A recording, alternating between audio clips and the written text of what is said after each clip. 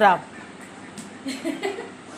Hi అండి. ఇందాక చేశాను కదా స్వీట్ ఒకటి పెట్టాను వచ్చిందని, అది కూలింగ్ కోసం అని ఫ్రిడ్జ్లో పెట్టాను. అప్పుడు బయట బాగా ఎండగా ఉంది, అందుకని తినాలనిపించేసుకుని ఫ్రిడ్జ్లో పెట్టాను.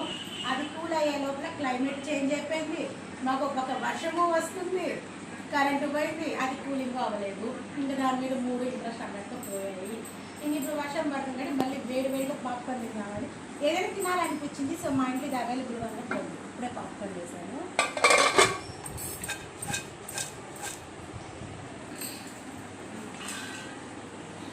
వేడి పాప్కార్న్, అదే ఇదే పాప్కార్న్ బయట తినాలంటే ఎంత అవుతుంది మమ్మీ? ఎంత ఖర్చు అవుతుంది? 100-150 అయిపోద్ది. 100-150 రూపాయలు తీసుకుంటాము. అదే ఇంట్లో అనుకోండి 3 లీటర్ల కుక్కర్ అది. కూడా సాల్ట్ కారం వేసాను, మళ్ళీ సరిగ్గా 3 కాదు 5 లీటర్ల కుక్కర్ ఇవ్వాలి. దాని నిండా పైన వేస్తున్నాను. యాజ్ పర్ మన టేస్ట్ కలుపుకోవచ్చు. నేను చేసుకో, నేనే తింటా, ఎవరి గడ్డ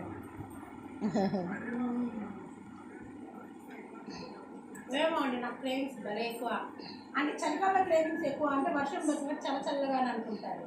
ఎండాకాలంలో కూడా ఇదే టైప్. నాకు ఎప్పుడైనా అర్ధరాత్రి అయినా నార్మల్ టైంలో ఏదైనా భలే క్రేవింగ్స్ బాగా.